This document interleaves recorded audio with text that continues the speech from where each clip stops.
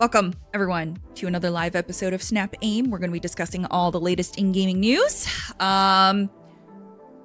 If you're listening to this not live, then it's because I have edited it and parsed it down for actual podcast listeners and audio listeners, so that's fun. And I apologize because you can already hear Maple in the background going meow, meow. Anyways. Okay, so there's not a whole lot today. There's really not a lot.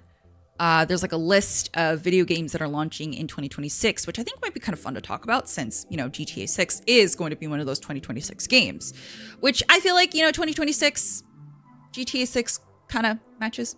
Anyways. Okay. In May, we have, actually, it's really funny. The only game that even has a slight release window, like a narrowed down release window in 2026 is Grand Theft Auto, which is set for May 26th, coming to PS5 and Xbox Series X. Now, the other games without release dates are Black Frost, The Long Dark 2, which I played Long Dark. It was really fun. It was a little bit stressful, but it was fun. I love survival crafting games, and that's kind of what it is. Cthulhu, The Cosmic Abyss, going to PC, PS5, Xbox Series X. Deca Police, coming to PC, PS4, PS5, and Switch. Enter the Gungeon 2, PC and Switch 2, which I know a lot of people like. Fable, finally we get an update on Fable, coming to PC and Xbox Series X. I actually did not play any of the original Fables. I actually watched my ex play through one of his Fable saves, and I was like, I get the appeal, but for me back then, I was like, this is not my cup of tea. But that was back in like the PS3 days. I think it was PS3 or PS4 days. I forget which one he had, but yeah. Okay, so the next one is Ikuma, The Frozen Compass, coming to PC, PS5, Xbox Series X. Lords of the Fallen 2 on PC. Moonlight Peaks on PC. Onimusha, Way of the Sword, coming to PC, PS5, Xbox Series X. Prince of Persia, The Sands of Time is, and there's no other information on where it's coming to. Rhythm Heaven Groove on the Switch. Sacrifier, PC, PS4, PS5, really PS4, okay. PS5, Switch, Xbox One, Xbox Series X. Samurai Pizza Cats, Blast from the Past. It's going to be on PC and consoles are to be announced. Saros, PS5, Screamer, PC, PS5, Xbox Series X. Star Wars Zero Company is going to be on PC, PS5, Xbox Series X. Starseeker, Astroneer Expeditions. PC, PS5, and Switch 2. The Duskbloods, Switch 2. The Occultist on PC, PS5, Xbox Series X. Thick as Thieves, which we know about that one, on PC, PS5, Xbox Series X. And Tomodachi Life, Living the Dream on Switch. So a lot of these games I'm actually not familiar with. So for me, I'm like, okay, that's fine. I'm not super inclined one way or the other. I am curious about Fable because from the little bits of teasers we got, it looks pretty cool. Again, it's not been my kind of game in the past, but it looks really cool. So I'd be down to try it. And again, like on Game Pass, I can just try it. If I hate it, I can uninstall it. It's great. But speaking of the next generation of consoles, this is going to be interesting because the Switch 2 apparently has a new charging setting to preserve your battery's life. So something else that I have struggled with for a really long time is, I just didn't realize, is that when you charge your devices and you kind of leave it charged, it actually fucks up the battery. And I didn't know that, right? I didn't know that. But apparently does. So I wonder if this is going to combat that issue because I think that's what happened to my Xbox Series X. My power supply or something in it just absolutely it's just broken. I tried unplugging it for 24 hours and then plugging it back in, trying to turn it back on, but it doesn't work. So again, I have to put it in for repairs. But if the Switch 2 lets you kind of bypass this issue, that'd be great. Let's go ahead and read this. This is from Michael McWhirter from Polygon. Okay, Nintendo will let Switch 2 owners opt into a setting that stops their system's battery from charging once it reaches around 90% as a part of an effort to preserve the system's battery life. Yup, That is huge. You know, if you're not aware, your phone actually has this built in as well. I don't know if it's a feature you have to turn on, but I know that like it is something that your phone will automatically kind of do. Generally, it says, oh, it's going to slowly charge so that, you know, like overnight especially, so that it doesn't hit that point too fast and fuck up your battery, which is really cool. Let's see. The Nintendo Switch 2 system stops charging when it reaches about 90% remaining battery with that setting turned on. Pausing the charge at around 90% reduces deterioration to the battery. If stop charging around 90% is turned on, the charging speed will slow down around 90%. The system can be turned on from the main Switch 2 interface and selecting the system settings, system stop charging around 90%. Pretty straightforward. Okay. Let's see. Valve is testing a similar feature for the Steam Deck in a beta client update. Limiting the charge limit to 80% can be beneficial for long-term battery health, Valve said in patch notes last week. This can be useful if your Steam Deck is constantly being charged, i.e. docked, or very rarely has battery depleted. I think that my Steam Deck may be kind of fucked because I definitely have kept it charged for a long time, for days. Because I do play with it plugged in, but generally after I'm done playing, I like unplug it and then let it sit overnight or whatever. So hopefully that's helping, but I feel like the damage has already been done. I can play like an hour on the Steam Deck and then it'll be like 3% battery. But I mean, I also play pretty tanky games on the Steam Deck, so I feel like it's not that uncommon to see that. Nintendo says that the Switch 2's battery will last between 2 and 6.5 hours. What? Depending on the software being played. I was going to say, that's a little less than the original launch Switch models, which can run from 2.6 to 6.5 hours. Considerably less than updated models, which last 4.5 to 9 hours. Yeah, I have the OLED version, and that lasts quite a long time. I can go days without it being charged, and I can still play like Pikmin or whatever on it. That's interesting. Yeah, man, I don't know. The more that I think about it, the more I'm just like, maybe I don't need a Switch 2. Like I do for covering games, but also it's like as a regular consumer, I don't think I'd be more inclined towards the Switch 2. I saw a lot of videos talking about the Switch 2 and how it's not consumer friendly. Because when you buy physical editions of games, you actually get this cartridge, but you don't actually get to use the cartridge. It just leads you to like a digital download. I don't know if this is the case for all games, but I know for a majority of games that's how it is set, which really sucks. Also, the fact that the Switch 2 Welcome Tour you have to pay for is weird because that's your tutorial game into the Switch 2 so that you can explore the console, know all the different tech behind it and everything. Mario Kart World selling for $80. Okay, I kind of understand that there are tariffs and there's also like a lot of things creating inflation. I get it. But not even $70 is a little bit greedy.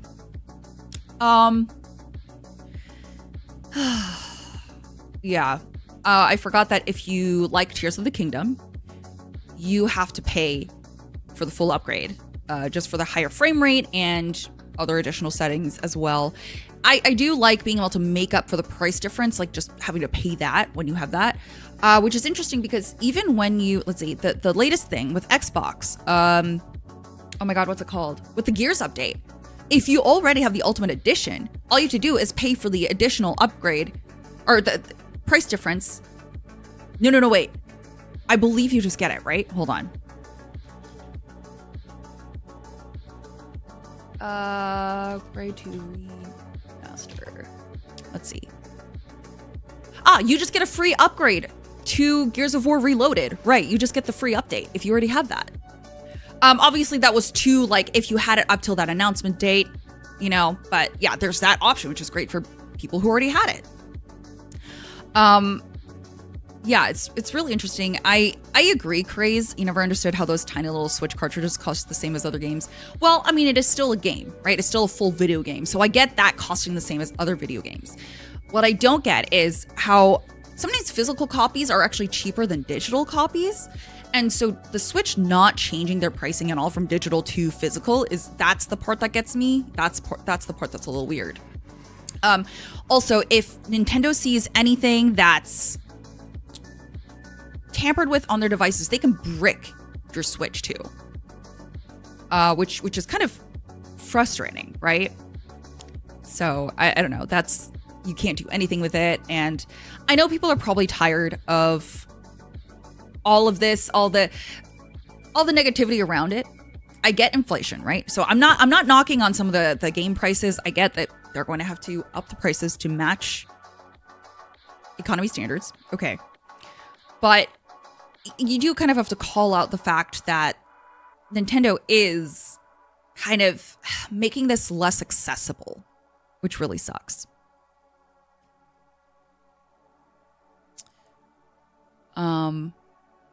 I personally am not into Mario Kart. I've never have been. So I've never really felt the need to buy that. I think there is a bundle that my friend was able to get for a pre-order that includes it. So I think I will end up buying that bundle thing, which is fine. But otherwise I would not buy it. So I don't know. This is a discussion that a lot of people have been having, whether or not Nintendo's with the Switch 2 has entered the age of anti-consumerism. And I do want to see if y'all agree with that, because I think it is an interesting conversation to have.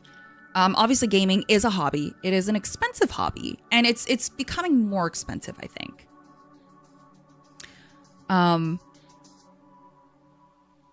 Yeah, I understand that there's specific games you can get on the Switch. There's specific games you get on Xbox and PS5. So there's also stuff to be said about, hey, I want this because I want these games on it.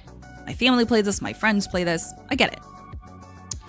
Roxas, and the tariffs have been suspended for 90 days. The Switch 2 will be out before then, so will the prices go down? Of course not. Yeah, exactly. Here's the thing. With them waiting on the pre-orders, I don't think that was a bad thing at all. I think Nintendo was doing what they could, right? With all the measures set in place. That's fine. I do think that we're just talking about the pricing that Nintendo kind of has had. Nintendo, I don't know if y'all have noticed, but Nintendo famously, notoriously does not have sales on their games at all. Breath of the Wild, they don't have a sale on that. Like, it doesn't really go down in price. Maybe it's like $5 off, but nothing extreme, right? It's really interesting. And we're talking about this just to have a discussion, because I know a lot of people will be like, oh, just don't buy the Switch 2 then. We're just having a discussion about it. Obviously, if you don't feel the need to spend that much money, you don't have to buy the Switch 2. Totally get it. Yeah, and if you do compare the pricing of certain video game consoles, like say the PS2, to modern standards, the pricing would actually be kind of the same. Companies will find any way to raise prices. Oh, absolutely. Yes, they will. Yes, they will. I have seen quite a few small businesses actually add extra taxes or add an extra fee to make up for certain things that they've been charged more on, which really sucks. So it's starting. It is starting. And that small businesses just trying to make ends meet. Imagine what major companies can do and get away with, Buying directly from the manufacturers is the better bet. Which I think, did y'all see that on TikTok? How some of these Chinese workers, they were like kind of showing, hey, this is where Louis Vuitton is made, and this is the exact same that sells for a lower price. It's the same material, but all the difference is that this gets shipped to wherever Louis Vuitton's like headquarters is, and it gets stamped there, so they can say made in wherever, and like it's Louis Vuitton, but it's the same fucking leather that they use for all the other purses that are off, quote unquote, off brand. And they just upcharge it, right? So I did love that sort of pulling back the curtain, right? I did like that. Unfortunately, with gaming, you can't really do that. There aren't a lot of consoles you can kind of dupe, right? I think what's really funny, though, do you guys remember, who was it? Hold on. There was a rapper who had a gaming console. Soulja Boy's console. Soulja game console. Do you guys remember that? This is so funny. It was so weird. What a weird time. That was such a weird time for us. Like, Soulja Boy wants to take over the gaming industry one console at a time. It was so funny. Oh my God. This was 2018. Oh, I have to. Okay, there we go. Okay. On his website, the 28-year-old entrepreneur is selling a plethora of electronics, including the Soulja Watch, Soulja Pods, Soulja Phone, and Soulja Headphones. None of that is out of the ordinary, but then the introduction of the Soulja game console and handheld device that launched writers and critics into suspicious and condescending frenzy. They called Soulja's hardware sketchy and overpriced and questionable. According to the Soulja Watch website, the Soulja game console can play Soulja game PS, Neo Geo, PC, Sega, GBA, and NES, while the handheld version plays Nintendo Switch and 3DS, among others. He made a console to play other people's games. So I wonder how they must have gotten that approval, because I think they had to get approval, right? So, I don't know. Okay, here's the thing though. Not calling you out specifically, Craze, because I think a lot of people have this sort of idea. This is another thing that I really want to talk about. People say, oh, it's like cheap Chinese trash. Dude, China? They make a lot of good shit, right? And that is where a lot of the manufacturing goes, because they're fast and efficient, and a lot of times it's pretty solid quality. So I think that the whole peddling idea of like, oh, this was made in China, it's cheap, it's dirty or whatever, that is definitely xenophobic. Like that is racially motivated. So that is something that I think that a lot of people don't realize. It was definitely something that was pushed because they don't want, everyone's like, oh, American made, it's the best. A lot of that shit a lot of those materials come from China, comes from a different country that has all of this material to give, right? And so I would just say maybe be a little bit more conscious of when you say stuff like, oh yeah, made in China, it's trash or whatever, because it's not. It's usually up to whatever the manufacturer, like what is requested from them, you know? Yeah, Chinese cars, Chinese tech. Like, let's be real, Asian tech is way high. It's miles ahead of what we have, right? But it is definitely from a xenophobic background that they want to peddle that like, oh, it's made here, it's bad, you know? No, I know, Craze, you're not talking about all Chinese things. I'm just saying, because you said Chinese trash for real $300, I just wanted to bring light to that, which is why I said not calling you out specifically. Yeah, his game console obviously is... It advertised a lot more than what I think it could do. And it was definitely overpriced for what's just essentially, I don't know, an emulator, I guess? It says you can use other games on it, but I doubt, you know? I don't know, man. I just remember that popping off in 2018 and being like, what is happening right now? What is happening? Yeah, it's very interesting when people say, oh, all of that. So one of my favorite weightlifting brands, I'm not going to name them, but like, just because I don't know what their standings are, I don't want to call them out or anything, but they were like, oh yeah, tariffs are going to hit, but our stuff isn't going to go up in price because it's all American made. And I was very glad to see the comments say, that's not how it works. It can be made in America, but like, is everything that you get, all the materials that you need to make that belt and all of your products, is that also made in America? Then that's fine, right? They can literally, okay, dude, literally, like luxury brands can bypass the made in China thing if they just slap their like label or their, you know, the little like, yeah, like their label on it, then they could say it's made in like France or whatever, because it was technically made there too. They slapped one thing on it, they slapped their brand on it. So, yeah, it's very interesting to kind of have your eyes opened to this, right? Like, it's weird. It's weird.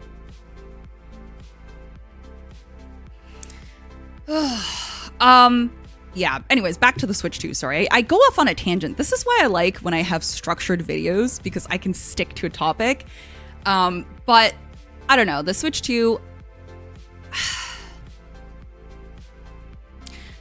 I'm excited to see what the new hardware can do. I'm excited for the new games this generation is going to bring.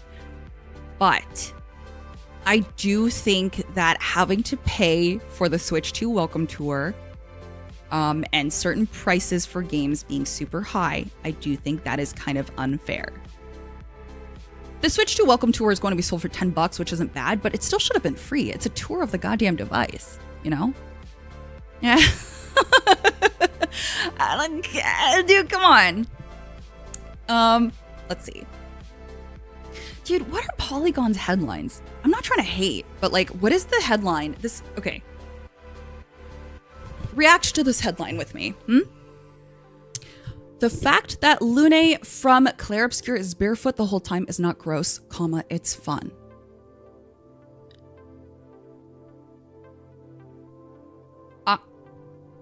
I don't know how that is. That's the most popular. That is the 4th most popular article on their site right now. Yeah, listen. It's got to be an op-ed piece, which is fine. I don't know why this is news. I'm not going to name the author because I don't want to throw hate their way. I'm not. I think it's just an interesting headline, and it could be leading to something else, right? So they talk about Clair Obscur being the breakout hit of 2025. Okay, they're talking about the collectible outfits that you can get, right? They talk about Luna being barefoot. Oh, God. Okay, hold on. Let's get one thing out of the way. Perhaps the most well-known fetish of all is the foot fetish.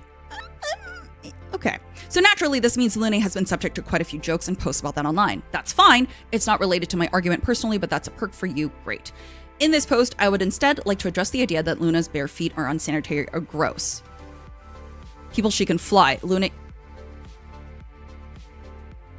This article... Chat, hold on. If you're not seeing this, if you're listening to the audio version, I just want you to know this is 6 paragraphs of just talking about saying that the artistic choice makes sense for Lune to be barefoot because she flies.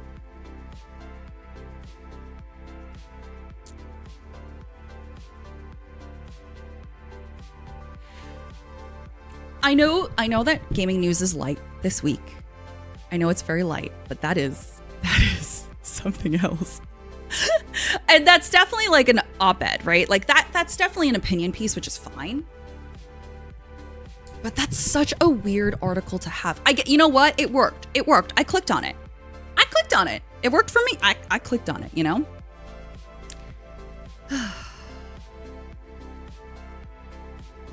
Very interesting though. Let's check out GameSpot. A GTA 4 remaster may be in the works. Ooh, this is the one that a lot of people really liked. I know my mod Jeffrey really likes this one a lot. Okay, so this is by Eddie McCooch. I'm so sorry. I hope I said that right. Rockstar's Grand Theft Auto 6 has been delayed to 2026, but a remaster of GTA 4 could be in the works and potentially out relatively soon. Ooh, okay. That's according to tipster Tez2, who wrote on the GTA forums that not only is a port of GTA 4 for modern consoles potentially in the works, but it might be released by the end of 2025. Dude, if that does happen, 2025 is going to be the biggest year in games since the pandemic happened. Like this year has been so full of such quality games and so many. Dude, I am tired. I was talking to a bunch of my friends who work in the gaming industry last weekend, and I was like, y'all, I'm so tired. They're just like, no, I get what you mean. It's great, but also, oh my God, it's overwhelming, which is not a bad problem to have right now. But yeah, I also have no money to play all this stuff, right? Okay, so let's continue with this. Someone at Rockstar hinted at the 4 port, Tez2 said, adding that a port of the 2008 open world game may end up coming out in 2025. This person added that the existence of a GTA 4 port might explain why the Liberty City Preservation Project mod was taken down recently. I'm actually not familiar with this, so let's take a look at this. So this is Take-Two killing another GTA fan project. So the Liberty City Preservation Project was a community mod aimed at adapting Grand Theft Auto 4 using Grand Theft Auto 5's engine, and that's been taken down. Publisher Take-Two is reportedly behind the decision, and community members apparently shared messages on Discord about the project being canceled. Let's take a look. Okay, so in the Discord, they posted, due to the unexpected attention that our project received and after speaking with Rockstar Games, we have decided to take down the Liberty City Preservation Project. We appreciate all the support the project has received, and we look forward to continuing to pursue our passion for modding the GTA series. The mod presented an ambitious scale, not just in recreating Liberty City with a modern touch thanks to Grand Theft Auto V's engine, but also in aspects like a fully functioning subway. Oh, that's fun. That's really cool. So that would actually be a very strong case. And it seems like they actually did talk to Rockstar about it. I'm sure Rockstar did not give them details, especially whether or not a GTA 4 port was in place, because, I mean, you can't trust the public with any of this, right? But this is a very strong argument as to why that may have been taken down. Tez 2 also added that if Rockstar's schedules remain intact, a Max Payne 3 port might happen as well and could release after GTA 4's reported port. Okay, Tez 2 also responded to a question about these games coming to modern platforms. That would mean PS5, Xbox Series X and S, and PC.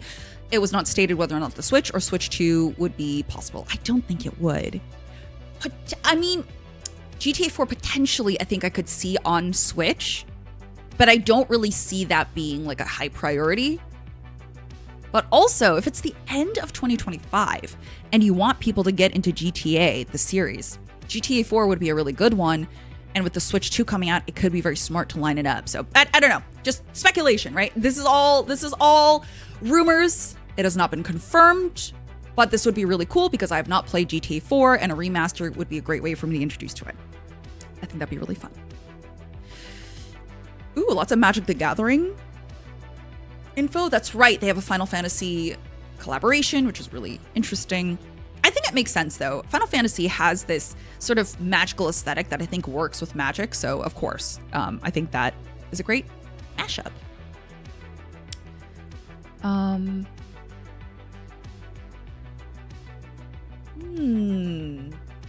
Okay. I'm not going to read the review because I want to go into it blind and fresh, which is the best way. Here, okay, let me be real with y'all. When I was working at IGN, it was very hard to go into a game with no information on it and be pleasantly surprised, right? So with when I worked there, it was really hard because like we would have to make a bunch of guide content, we'd have to play it early, we'd have to do blah blah blah, right? Or we would hear other people who had to review it or make content on it tell us about it. Being independent, it's kind of nice because I choose whether or not to see more about this game or not, right? So Doom of the Dark Ages, all I saw on it was when I was on Unlocked and we watched the trailers. That's it. I'm perfectly fine with that. With Clair Obscur, I watched one trailer on it. I was immediately sold, did not look up anything on it, and I was completely clueless going into the game, but oh boy, was I ready. And I loved that it was so fresh.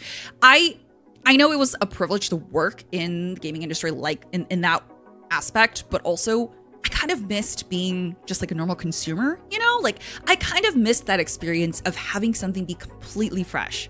So I don't want to read anyone's review of Doom like in depth, but I do want to look at the score. And GameSpot gave it an 8, which I think is fine, right? I think that's probably what I'm going to sit at. An 8 or a 9, honestly.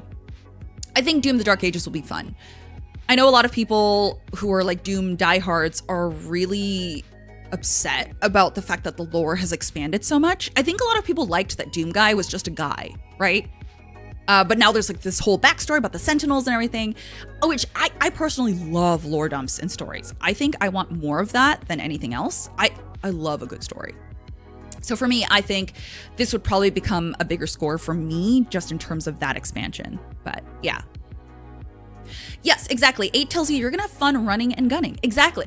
Here's the thing. Another thing that I want to clear up is that a lot of people would argue like, oh, why did you give it a 7? That means it's just like, okay. A 7 is good. 8 is great. Oh, that rhymes. Ew, I hate that. 8 is great, right? 7 is good too. It's good. It means it's a good game. But it also means that that person didn't necessarily enjoy it more than, say, they would enjoy another game. You know what I mean? I think people see numbers and they get a little bit too obsessed about it. For me, when I did my reviews, it was never about the number. The number always came last for me. Whenever I would do a review, I would always just I would throw a number in and then I would write out my review. And either I would reread it back and be like, okay, does this read more like an 8 or a 9? And then I would make a decision. But when I would also have coworkers read it over, they'd be like, oh, this seems more of like a 7 but you gave it a 9, so you got to find a way to explain that, right? So it's not like we don't look at how to explain a score. People just don't read. People just don't read. Comprehension is out the window. First of all, reviews are a opinion. Reviews are opinion of that individual person who did the review. And also, read the damn reviews, because then you'll know why the score is a certain way. I think this is why I'm not a big fan of the scoring system, because I think a lot of people just see the number and automatically go, ooh, oh my God, they gave this, but I think it's this. That's fine that you think it's that. Read it so that you know why this person didn't vibe with it as much as you did. And if those reasons are the exact reasons you'll like that game, that's amazing. That means it's like a 9 to you. Look at that. Problem solved. I think a lot of people just don't take that into consideration. There's a lot of just common sense that people lack now. I think there's a lot of, in this environment, in this current society, we live in a society where instant gratification and instantly wanting to get upset about something is just the drive for some people. Yeah. Here's the thing. So for me, I wanted to give South of Midnight a 10. But because of the way certain things are in the game with like the lock-on, specific, like some mechanics, I gave it a 9. Because I was like, 10 is perfect. This is almost, if I could get it a 9.5, yes, right? But it's a 9 for me. And that's just because I did complain about some of the lock-on mechanics and all that. And so it wouldn't make sense, right? But then again, someone else could give a game a 10, even if it's not perfect. So let's say there's something they still get frustrated on, but overall their experience was a 10. That's their 10, and that's fine. That's totally okay. So I don't know. I know that a lot of people like my reviewed scores, but I honestly go through a lot of internal like back and forth. I'm just like, do I want to have a score to this, or do I just want to explain it and say, yeah, you'll have a fun time playing this? I will say it's definitely easier to just throw a score onto it, but you can't expect the casual audience to just read that and understand it, you know? So unfortunately, I think not scoring it is the better thing, because then people are forced to watch or read it to understand. Or they could just be lazy and not.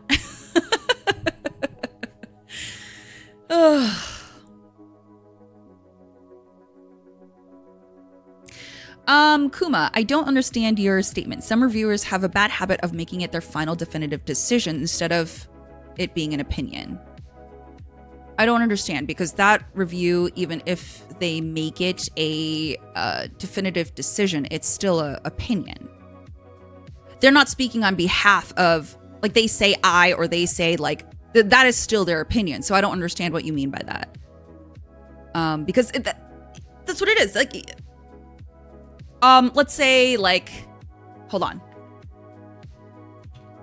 Let me just look this up real quick.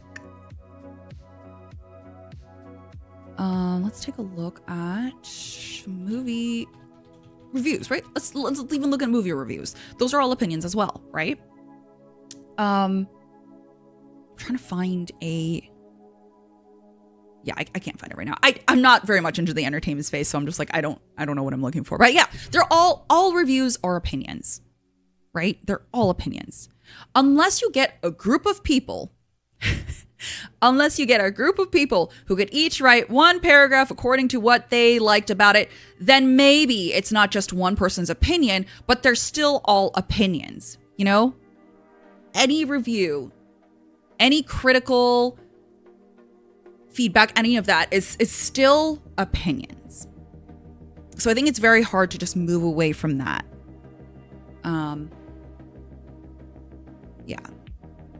Yeah, exactly. And I think that's why I never understood when readers would get upset that someone else gave this thing a certain score when they don't agree with that. Because it's like, okay, you don't agree with that. That's fine. I think a lot of casual readers or like people in the community see that score and they're just like, oh my God, this is insulting to me because I think it's better and I want the whole world to think it's better. But the world, if they agreed with everything you thought, it would be so boring. It would be so boring. I see, Kuma. You're talking about when people decide to say, like, for me, it was personally a 9, which is against their 6, and they get offended and defensive. I see both sides. As someone who's worked at a very front-facing, like at the top of like the gaming journalism company, I will say I've gotten defensive before too, because I have gotten so much shit for any of my reviews, dude. Any of my reviews. I get it. I get both sides. I get that, yes, it was unnecessary. They could have just accepted it, right? And then again, there are some people that are just egotistical, narcissistic, and like, no, what I say is right. But I will say sometimes I have gotten defensive because I think the way that a lot of us are approached about this sort of shit is not respectful. They don't say it to have a conversation. They say it to say, hey, you're wrong, you know? So I get it. I do understand why they might react that way, but if they have a history of thinking, hey, what my opinion is, it's right, you know, that still goes for the reviewer. Like, it's not just the community that can be like, oh, my opinion's right. So, yeah. I understand. It's not that they weren't saying that they were wrong. They just had a different take. Or the person went full aggro. I have been that person who went aggro just because the way that I was approached about it was not nice. It was very much like an attack, even if it was like backhanded comments. So I will say I see both sides. As someone who has like one foot in the press side, one foot in the creator or like just consumer side, I get both. And I think that is an additional context that a lot of people don't have. It's not just when a review comes out. A lot of the time you get shit for appearing on anything or talking about anything, even any sort of little article. They see your name and they just want to hate on it, right? So it's exhausting. It is very exhausting. It racks up and sometimes you break. And I get it. Reviews are the form of media that definitely get you the most attention for that work. So I do get how that pressure would build up. Yeah, so that's me just trying to see if trying to explain if they've been generally good at taking, what is it called? Something that oh my God, it's criticism where it's not meant to be offensive, but it's meant to be utilized. God, what is it called? My brain is blanking. Constructive criticism. Thank you. Oh my God. Oh, my brain, dude. Yes, thank you. Constructive criticism. Leave me alone. Oh my God, dude. Oh. My brain has just not been weak. ADHD in full order. My brain has felt like it has been waiting in lukewarm water for weeks. If that makes sense. So try to get it to wake up. I'm like, argh! Okay, constructive criticism. Yes. Now I don't even remember what I was saying. I'm so sorry to the audio listeners and people watching the VOD. Bro, I'm so sorry. My ADHD has been in full swing recently. Anyways, what Ines says about the misogynistic individuals who bash reviewers based on their gender. Do you know how much of that I got? I got so much of that. And not to put too much fire under IGN's feet or whatever, because I do have coworkers there who I really love, and the people who did, the one person who took care of moderation for us, she did her best to protect me. But when I tell you, there was very little protection for people like me who'd get a bunch of hate. There was so little protection. So I would just brunt it. I was the person that would just take all that shit on behalf of the company. And it was just so shitty. And anything that people just automatically be like, oh my God, it's a girl. No. Do you know Battlefield 2042, right? When I did that review, people were like, I shit you not. I thought we were past this. They said, why is a girl reviewing Battlefield?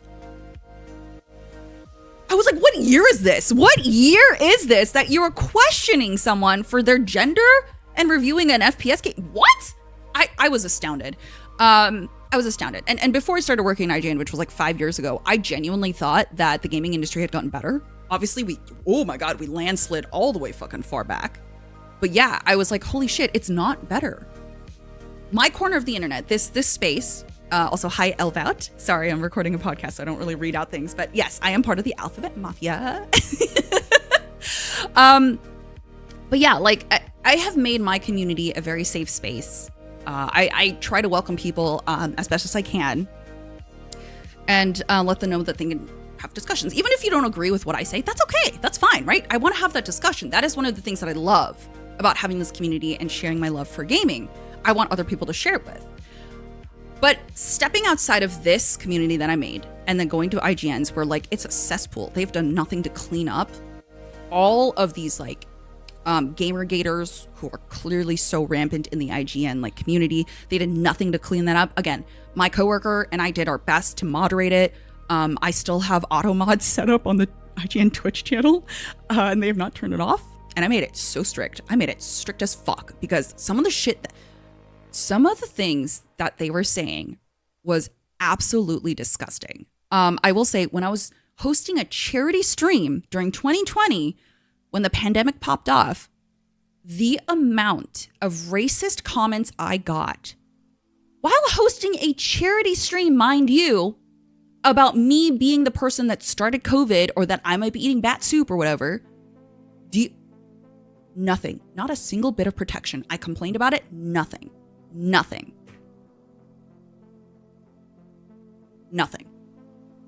Continuously through my 5 years working there, no protection at all. I will say the Twitch chat was a little bit better, but the YouTube chat, because their YouTube has been like generating followers and subscribers for years and years, right? For way back when they used to do like like IGN's Gamer Girl of the Week or whatever, which gross, right? They don't do any moderation. You know why? Because any interaction is still interaction, and that's numbers. So they don't do anything. I personally had to ask for moderation for a mod role on like the main YouTube so I could delete certain comments because I was like, I don't want to see this. I would read the comments because I genuinely wanted to talk to people about, like, say on Podcast Unlocked, if someone disagreed with my opinion, I would love to go and talk to them about it, right? I like doing that, but I think a lot of people don't understand how to approach a disagreement with grace and have a conversation. So a lot of times it was just attacking me. Some of the comments were just completely non-conducive, like it was just being racist or being sexist or comparing me to a female, like another female host there, comparing us, like our looks. And I'm just like, this offers nothing. So I had to personally ask for a moderation tool so that I could like delete those things. Yeah. So, yeah, anyways, I didn't mean to go off on a rant about that, but yeah, it is something that I definitely faced just being a reviewer, being anything. So it was tough. And when I went independent, I was like, I don't know if people will like this. I don't know if people will still like my content. There was a lot of really big questions going around in my mind, right? But the amount of people that came up to me were like, oh yeah, I love your content. I love it. Please keep doing more. And I'm like, okay. And people have been a lot nicer. People have been a lot better. I think there's something about the individual. It's right? You see an individual, you're like, oh, that's a person. As opposed to when you see a company release a review, you don't correlate that with that being one person, right? I think a lot of people have this problem of, oh, this was posted by GameSpot. It's GameSpot's review, not that person's review who works for GameSpot, who could be a freelancer or a full-time employee, right? That's still a fucking person. And a lot of, entitled gamers, derogatory, they will just shit on them, right? And they'll just like be like, oh, well, you're not a real person, so it's fine, blah, blah, blah. But it's like real people work on that, right? Real people give you that content. So yeah, that's definitely something that could affect someone if they get someone who disagrees with the review and they might snap, right? Not saying that it's okay, but just saying that's like a very human nature thing. There's only so much shit that you can take from the internet, which is a huge amorphous land. And yeah, because I don't think that the human brain was designed to deal with this amount of scrutiny, like anonymously as well too. So yeah, I could go on about this, but this is not a movie. This is not a game news thing, but you know, I think it's also very nice to like break down the walls and the barriers between that. Which is why when people are quick to like jump on, oh, why did they do this? Why did they do that? I'm like, okay, well, you know, a lot of the times you got to get ahead of other companies' headlines. So sometimes you got to do something that's a little more clickbaity. Your favorite YouTubers do it all the time. So it's like, hold everyone to the same standard. You know, just because they're a company doesn't mean that they do things that differently. Also, I will say, as much as I love influencers getting opportunities for more things, there still needs to be that fine line. There still needs to be that, well, not fine line, a distinct line between press and influencers. Because influencers can be bought. Their opinions can be bought. Not saying that happens all the time, but they can be. Press, they cannot. If they get bought, dude, it is career suicide if you are bought to do a review. You will be blacklisted. So for press, they're definitely held to a higher standard. You'll be out of a job, dude. No one would ever trust you. Even if you were an influencer, no one would ever trust you. No one would ever take you seriously as a reviewer. So that's the divide that I wish more casual, you know, gamers would understand. And I'm not calling out all casual gamers, right? It's like not all men. You know, like if you get offended about this, then you might be the problem. But anyways, yeah. So this is like, you know, I do think there needs to be a hard divide between those lines because the amount of press events I go to where there are influencers also mixed in, and often it's influencers who leak a lot of the NDA things early because they don't read. I think, you know what? I think a lot of my pet peeves with people in this current society is that people don't read. Okay. Mock Avon says, I think press organizations are bought.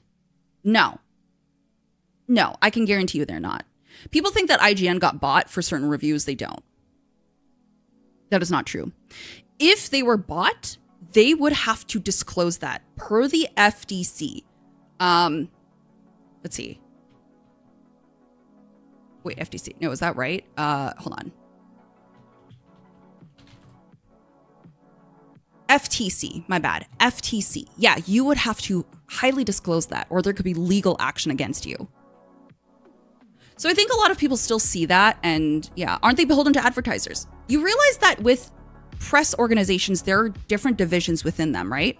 So say when I worked at IGN, there was the sales team, there was the branded team that did all of the like branded content that required the ads, right?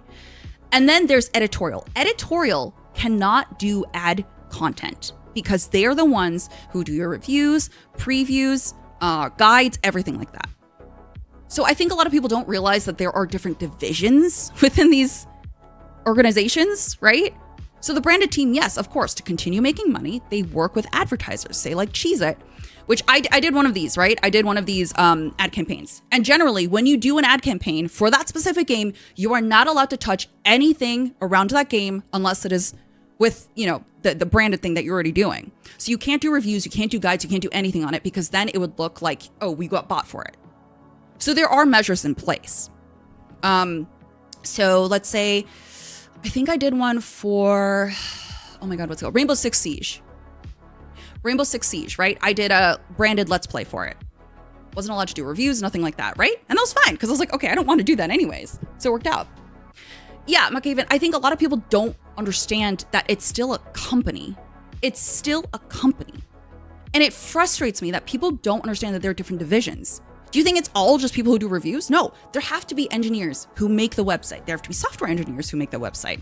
There have to be people who control the ads on the sites, who do all this other back work, right? And I think it's just, again, it's that critical thinking that people lack nowadays. They don't think further than the surface level. But yeah, no, of course, you can be beholden to advertisers if you have a campaign, but it's never for a review. Dude, do you think advertisers would ever want to work with a company like that if they're notoriously known for being bought for opinions? Like, that's so shitty. I am not affiliated with IGN anymore. Yeah, Ines, did you not hear? They fired me. You know why? Because I took a contract with Samsung, which they had approved me before. But honestly, if I'm being real with you, they wanted me out for a year. I had been constantly pushed into a corner, and if I'm going to be real with you, they wanted me out. They were looking for any reason because they never tried to work with me at all. They never tried to find a middle ground, nothing, just immediate, just severed. And this was after they strung me along during Thanksgiving week, and I thought it was okay. But the following Monday after that weekend, they were like, oh yeah, bye, thanks for all your contributions. And I was like, are you kidding me? So, yeah. That was really great. It hurt, and I was depressed for quite a bit. That also happened in December when there was nothing happening. Everyone was out on vacation, or not vacation, but they were taking time off to be with their families during the holidays. So not only was I out of job, but I couldn't actually apply for jobs until like mid-January when people were back. I also did not get any severance. So, while my relationship with IGN just has soured with certain people there, I still very much appreciate the work they do, because I know people who work there and they work very, very hard and they're very passionate. So you won't catch me hating on them. Now, corporate, yes, I will hate on corporate, but yeah. So I still do reviews, don't worry. It's just independent. And let me be very real with you. And I know this podcast's kind of getting off the rails, and I apologize for that. But when that happened, I had so much imposter syndrome, because I was like, oh my God, what if people don't want to work with me because they liked it that I had the label of the 3-letter company IGN? What if people don't want to work with me? Dude, I was heartbroken. I'm not gonna lie, like I was fucked up. And when I went to the Game Awards after party, or not after party, it was just, I went to the Game Awards area because I live very close by. So I just decided to stop by because a lot of my friends were there. The amount of people that came over to me to say, because I had just announced it. I had talked to a lawyer about like, hey, how should I approach this? Because that's currently when the union was helping me fight this claim, right? So I put that video out that announced it. And a lot of people came up to me and were like, hey, I'm so sorry, but please stay in the industry. We need you. Which, dude, that killed me. Like, I did not want to get emotional, but yeah. It made me very happy to know that people still wanted to work with me, that they didn't care if I was independent or if I was with a company, that they liked working with me. And that was very reassuring. Do I still go through imposter syndrome? Yeah. Are you kidding me, dude? Oh, God. But it was very nice to hear that, the support, and it made me feel very good about the work that I had done. I don't think I regret a single piece of work that I made at IGN. I'm very proud of my reviews and everything. I put my heart and soul in it, so much integrity into all the shit that I did. So I'm very proud of that. I'm very happy that that's the vibe that other people got to. So, yeah. So that was rough. But I very much do like being independent right now. I'm able to make my own hours. I'm able to pick the games that I want to talk about or cover. And I don't feel forced to do certain content or produce a certain amount of videos per week for a game that maybe I don't like, you know? So, yeah. And being able to do that on my own for my own brand, I think is kind of crazy. It's scary, don't get me wrong, but I think it's very cool. So, anyways, yeah. So unfortunately, we were not able to, the union wasn't able to continue fighting for me because they ran out of resources. Also because Trump actually got rid of the bureau that helps with unions and funding. So I can pursue legal action if I want to, but it is very, very expensive. And I don't think it would be worth it. I also don't want their money. I didn't sign an NDA, so I can talk all the shit I want. So that's one of the things. I was like, because they were like, oh, we could fight to get your position back. I was like, I never want to fucking work with them. No, I don't. I don't want to be a full-time employee. If they ever call me back for freelance stuff, maybe. But like, are you kidding me? I'm not going to talk about certain people, but like people, I thought that the people I worked for directly, not going to name anyone, but just saying that, I thought they were my friends. And I was very disappointed to learn they were the reason why I got outed. Yeah. I thought they were an ally. So, yeah. Anyways.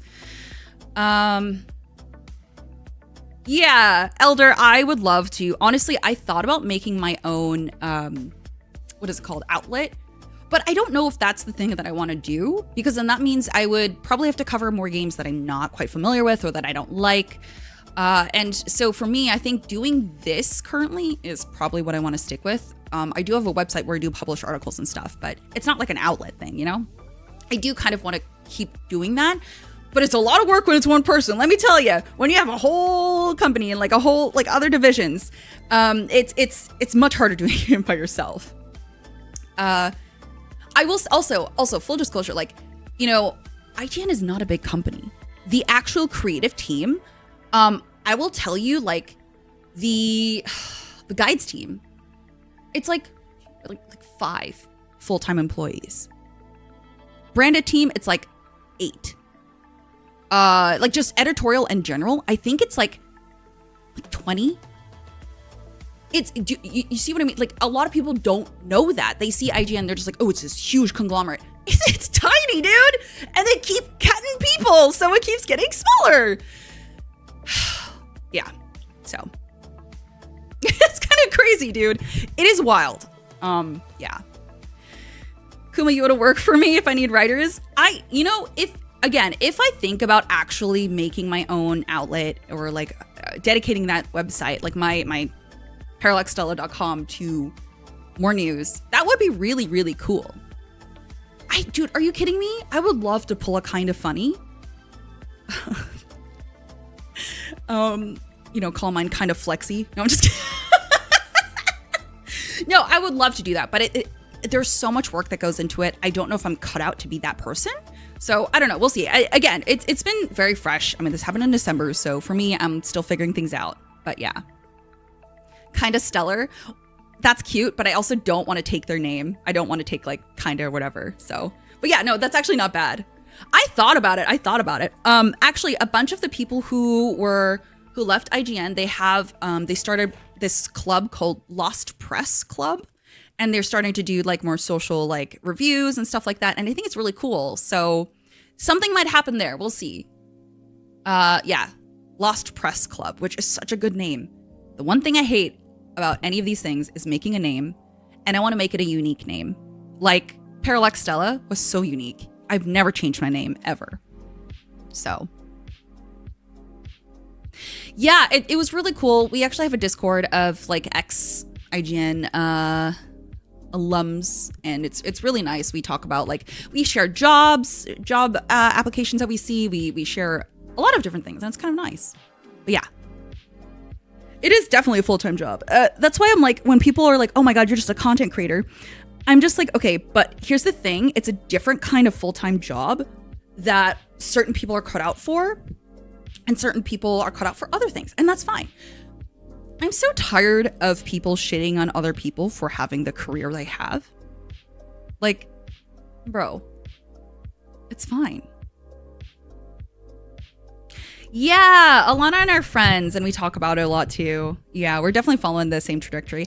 Actually, Naomi, Kyle too, we talk quite a bit. And oh my God, she was actually one of the first people that called when the whole shit was going down with IGN. I was like, oh my God, I don't know what to do. Like, can you share me some of your contracts and like, show me that it's not that different from what I was allowed to do? And God, I love her so much. She's honestly like a sister. She's great. I love her so much. Yeah, I don't know. Anyways, that's kind of where I've been at. I don't know if I want to do my own outlet, but anyways, got derailed, but I should end the podcast so that it's at least done because it's been an hour. So anyways, yes. So that kind of went off the rails a little bit, but thank you for listening to me rant. And yeah, I'll see you in the next video. Hopefully tomorrow there is actual gaming news. We'll see.